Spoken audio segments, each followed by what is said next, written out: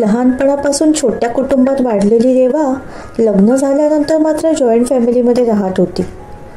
काही महिन्यांपूर्वी रेवाचे लग्न झाले होते. एका चांगल्या कंपनीमध्ये असिस्टंट मॅनेजर म्हणून ती काम करत होती. ती तिच्या आईवडिलांची एकुलती एक कन्या जरी असली तरी तिचा स्वभाव मात्र मनमिळाऊ होता. तिला आपल्या माणसांमध्ये रमायला, त्यांच्याशी गप्पा गोष्टी करायला फार आवडायचे. पण तिच्या सासरचे वातावरण थोडेसे वेगळेच होते. मध्यमवर्गीय कुटुंब असल्यामुळे परिस्थिती तशी खाऊन पिऊन सुखी होती.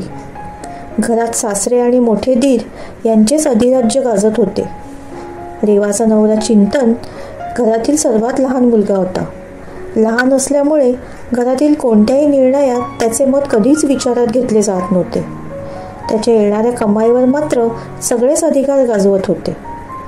घराचा संपूर्ण खर्च चिंतनच्याच पैशावर चालायचा आणि आता रेवानेही घर खर्चासाठी पैसे द्यावे असे तिच्या फॅमिलीत सगळ्यांचे मत होते. सुरुवातीला रेवाला ह्यातले फारसे काही कळायचे नाही, पण हळूहळू घरातील राजकारण तिच्या लक्षात यायला लागले होते. तिचे थोरले दीर आणि जाऊबाई दोघेही खाजगी कंपनीत जॉबला होते. त्यांचा पगार रेवा आणि तिच्या मिस्टरांच्या मानाने कमी होता, पण घरात मोठे असल्याचा रुबाब मात्र जास्ती होता. मात्र रेवा याकडे फारसे लक्ष देत नसे. एके दिवशी ती चिंतनला म्हणाली, ऐक ना चिंतन, 2 दिवसांनी तुझा बर्थडे आहे. आपल्या लग्नानंतरचा तुझा पहिलाच बर्थडे आहे, तर आपण सगळेजण बाहेर जेवायला जाऊया का? ठीक आहे, मी बोलतो बाबांशी, चिंतन म्हणाला. अरे यार, बाबांशी काय बोलायचंय? आपण आपल्या पैशाने बर्थडे सेलिब्रेट करतोय, तर त्यात बाबांची परमिशन कशाला हवी? रेवाने ठामपणे आपले मत व्यक्त केले. रेवा प्लीज, मला बाबांना विचारावे लागेल. एक तर मी बाबांच्या मनाविरुद्ध तुझ्याशी लव्ह मॅरेज केलं, त्यात त्यांना न विचारता परत काही केले तर त्यांची नाराजी नको, चिंतन म्हणाला. मग माझ्याशी लग्न करून तुला आता पश्चाताप होतोय का? रेवाला 8 महिन्यांचा अनुभव खूप काही शिकवून गेला होता. चिंतन म्हणाला, तसे नाहीये ग डिअर, प्लीज मला समजून घे ना. रेवा बिचारी काही न बोलता गप्प बसली. चिंतनला पूर्ण खात्री होती की बाबांना असला फाजील खर्च अजिबात आवडत नाही, पण तो रेवालाही नाराज करू शकत नव्हता. म्हणून तो बाबांची परवानगी काढण्यासाठी त्यांच्या जवळ गेला. तो बाबांजवळ गेला खरा, पण त्यांच्याशी या विषयावर बोलण्याचे धाडस त्याला होत नव्हते. रेवा त्याला आतून डोळे मोठे करून वारंवार बाबांना विचार असे खुणावत होती. शेवटी त्याच्यात असलेली सर्व हिंमत एकटावून चिंतन म्हणाला, बाबा, रेवाला असे वाटते की 2 दिवसांनी माझा वाढदिवस आहे, तो आपण हॉटेलमध्ये साजरा करूया का? एक तर नात्याची ना गोत्याची ती मुलगी लग्न करून या घरात आणलीस आणि आता तिच्याच म्हणण्यानुसार आम्ही वागायचे असे तुला वाटते का? कुठे बाहेर हॉटेलमध्ये वगैरे जायचे नाही. इतका वायफळ खर्च केला तर कुटुंबाचा खर्च कसा चालवायचा? भविष्याचा विचार करून वागायला शिका जरा. आम्ही असला फालतू खर्च कधीच केला नाही, म्हणून आज दोन्ही मुलांचे शिक्षण, मुलीचा विवाह सगळे काही व्यवस्थित पार पाडू शकलो. नितीनच्या 2 मुली आता लग्नाला येतील. पिंटू अजून लहान आहे, त्यामुळे त्याचाही खर्च आहेच. पिंटू म्हणजे नितीनचा मुलगा. 2 मुलींच्या नंतर जन्माला आल्याने तो रेवाच्या सासऱ्यांचा अतिशय लाडका होता. रेवाच्या डोळ्यातून अश्रू उघडू लागले. लहानपणापासून तिने इतके बोचरे शब्द कधीच ऐकले नव्हते आणि इतक्या साध्याशा गोष्टीवरून चिंतनला घालून पाडून बोललेले तिला मुळीच आवडले नाही. पण ती काय करू शकत होती? तिला आता असे वाटू लागले की नोकरी कोणासाठी करायची, स्वतःसाठी की फक्त दुसऱ्यांसाठी? चिंतन नाराज होऊन रूममध्ये आला. रेवा त्याला म्हणाली, चिंतन, लग्नाला 8 महिने झालेत आपल्या. एकदा तरी आपण कुठे बाहेर फिरायला, पिक्चरला, डिनरला गेलोय का? सारखे आपल्या घरच्यांच्याच कलाने घ्या. इतका चांगला पगार असूनही आपल्या पैशांवर फक्त दुसऱ्यांचा डोळा. अरे, माझा 80% पगार मला घरी द्यावा लागतोय. माझ्या पैशांचे काय करायचे हे घरची लोक ठरवतात. ना कुठे इन्व्हेस्टमेंट करतायत ना हाऊस मौज. अरे, मुलींना लग्नाच्या आधी तिच्या घरून असे सांगितले जाते की तू तुझ्या सासरी गेलीस की तुला हवे ते कर, फिरायला जा, मनासारखे राहा. आणि इथे आल्यावर जर मला हे पाहायला मिळते असं म्हटल्यावर माझ्या मनाचा जरा विचार तरी कर. तुझ्या सगळ्या फॅमिलीचा भार माझ्यावर पडणार आहे का? यासाठी मी इतके शिक्षण घेतलंय का? तूच विचार कर. एखाद्या वेळी फॅमिलीचा विचार करून ॲडजस्टमेंट करणे ठीक आहे, पण प्रत्येक वेळेस माझ्या प्रायव्हसीमध्ये तुझी फॅमिली येणार असेल तर मी ते सहन करणार नाही. दादा बहिणींना 3 मुले आहेत. त्यांना पगार कमी आहे म्हणून त्यांच्याकडून घर खर्चासाठी पैसेही घेतले जात नाही. आपल्या आर्थिक परिस्थितीनुसार 2 मुलींनंतर ऑपरेशन करायचे होते ना त्यांनी. कामाच्या बाबतीत मात्र जाऊबाई सगळी माझ्याशी बरोबरी करतात. एकही काम माझ्यापेक्षा जास्त करत नाही. पगार जास्ती आहे म्हणजे ऑफिसमध्ये काम कमी आहे असा तर अर्थ होत नाही ना. रात्री उशिरा घरी परत येते मी आणि घरी येऊन त्यांच्यासोबत राबते, कारण कामाला बाई लावलेली घरी आवडत नाही. रेवाचा राग अनावर झाला होता. फक्त आपलाच विचार करायचा म्हटल्यानंतर कसे होणार रेवा? तू शिकलेली आहेस ना, समजून घे ना प्लीज, चिंतन शांतपणे म्हणाला. अरे मी फक्त माझा विचार केला असता तर आपण दोघेच हॉटेलमध्ये जाऊ असे म्हणाले असते, पण मी सगळ्यांना हॉटेलमध्ये घेऊन जाऊ असे म्हणाले. मी या घरात आल्यापासून एकदाही फक्त माझाच विचार केला नाही, तुझ्या घरच्यांचाच विचार करते. तुला मान्य आहे ना की मी शिकलेली आहे म्हणूनच मला अन्याय सहन होत नाहीये. अरे तूच विचार कर ना, दादा बहिणींना पगार कमी आहे पण त्यांची 3ही मुलं इंटरनॅशनल स्कूलमध्ये शिकतात. ते फक्त तुझ्याच जीवावर ना. आई बाबांना आवडत नाही म्हणून आपणही आपली हौसमौज करायची नाही का?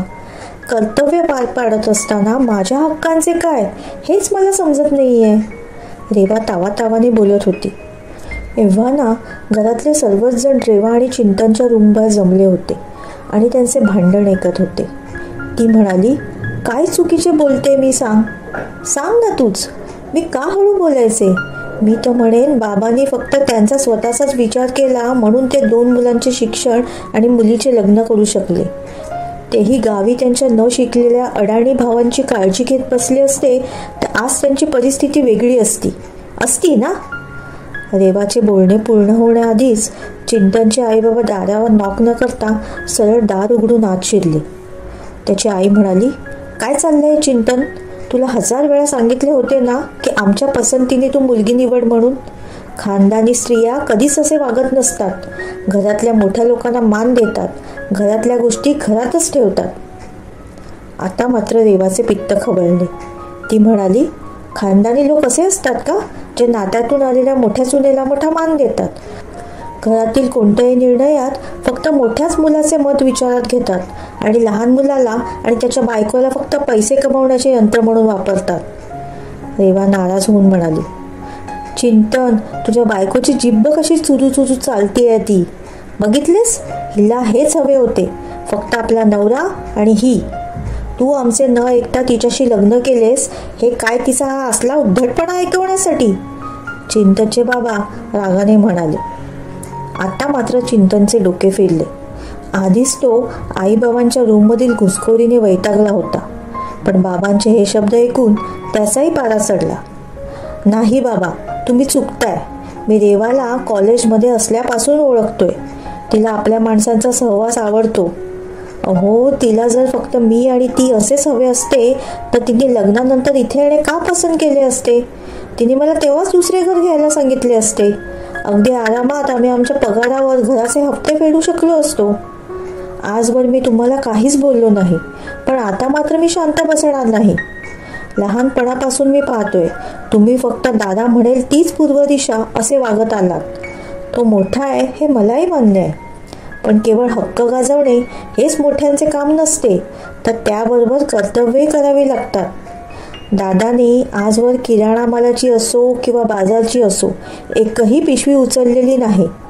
लहानपणी नोकरासारखे काम करताना तेव्हा मला काहीच वाटायचे नाही, पण आज मी आणि माझी बायको अगदी नोकर म्हणून या घरात वावरताना दिसतात. हे मात्र मला पटत नाहीये. तुम्ही नवीन जागा खरेदी केली आहे असे मला देशपांडे काकांकडून समजले. जागा खरेदी करताना तुम्ही आणि दादा दोघेही होतात, पण मला एका शब्दानेही बोलला नाहीत की विचारलेही नाही. तेव्हा फार वाईट वाटले. घरातल्या गोष्टी बाहेरच्यांकडून समजायला लागतात तेव्हा फार दुःख होते. एक वडील आपल्या 2 मुलांमध्ये असा भेदभाव कसा काय करू शकतात? पण घरात वाद नको म्हणून मी गप्प बसलो. आजवर प्रामाणिकपणे कुटुंबाच्या हिताचा विचार केला. यापुढे कसलीही अपेक्षा न करता मी हे घर सोडून जातोय. यात माझे काही चुकले असेल असे मला अजिबात वाटत नाही. पण आम्ही आता इथे राहू शकत नाही. मला रेवाला घेऊन वेगळे राहायचे. चिंतनने आपला निर्णय सुनावला. घरातल्या सगळ्यांसाठी हा अनपेक्षित धक्का होता. नेहमी मान खाली घालून असणारा चिंतन आज वेगळे राहायचे बोलत होता. अरे, मी दसऱ्याच्या वेळी तुम्हा सगळ्यांना एक गोष्ट सांगणारच होतो. हवं तर माफी मागतो, पण तू वेगळे राहायच्या गोष्टी करू नकोस, बाबा सारवासारव करत म्हणाले. पण आता खूप उशीर झालाय बाबा, चिंतन शांतपणे म्हणाला आणि दुसऱ्याच दिवशी रेवाला घेऊन त्या घरातून बाहेर पडला. थोडे दिवस सगळ्यांच्याच मनात खंत होती, पण हळूहळू माणूस अनुभवातून शहाणा होतो. रेवा तिच्या जागी बरोबर होती हे सगळ्यांनी मान्य केले. कोणाला सतत जवळ राहायचे असेल तर थोडेसे अंतर ठेवावे लागते हेच खरे. लांब गेल्यामुळे रेवा आणि चिंतन आईबाबांच्या जास्त जवळ आले होते. दादा वहिनींनी त्यांच्या संसाराची, मुलाची जबाबदारी स्वतः उचलली होती. 3 वर्षानंतर जेव्हा बाबा आजारी पडले तेव्हा त्यांच्या थोरल्या सूनबाई अगदी परक्यासारख्या वागल्या होत्या. पण रेवाने सुनेसोबत मुलीचेही कर्तव्य पार पाडले. बाबांना आपली चुकीची जाणीव झाली होती हे त्यांच्या डोळ्यात स्पष्टपणे दिसत होते. चिंतनच्या आईलाही रेवासोबत केलेला दुजाभाव आठवल्यानंतर भरून येत होतं. कोणताही दूषित पूर्वग्रह ठेवून सुनेला स्वीकारू नये. तिच्यातील चांगल्या गुणांचाही घरात आदर व्हावा. तसेच आईवडिलांनी मुलांना त्यांच्या इच्छेप्रमाणे वागू द्यावे. विनाकारण आपली मते मुलांवर लादल्याने मुले दुरावतात. त्यापेक्षा त्यांच्या आनंदात आनंद मानावा. असे झाले तरच प्रत्येक कुटुंब आनंदी दिसेल आणि घरची लक्ष्मी आनंदी असेल तर त्या घरात कोणतेच वास्तुदोष निर्माण होणार नाही. मूर्तीतल्या देवीपेक्षाही घरातल्या स्त्रीचा सन्मान व्हायला हवा, कारण आपल्या मुलासाठी ती तिच्या आईवडील सोडून आलेली असते. कोणाचेही मन दुखवण्याचा हेतू अजिबात नाही किंवा आईवडिलांपासून वेगळे राहा असा संदेश या कथेत बिलकुल नाहीये. फक्त घरातल्या ज्येष्ठांनी सगळ्यांना सांभाळून घेत कोणावरही अन्याय होणार नाही किंवा कोणालाही गृहीत धरले जाणार नाही याची दक्षता घ्यावी हेच या कथेतून सांगण्याचा प्रयत्न केला आहे. मित्रमैत्रिणींनो, तुम्हालाही आजची कथा कशी वाटली? कथा आवडली असेल तर कथेला लाईक, शेअर, कमेंट आणि आपल्या चॅनलला सबस्क्राईब करायला विसरू नका. धन्यवाद.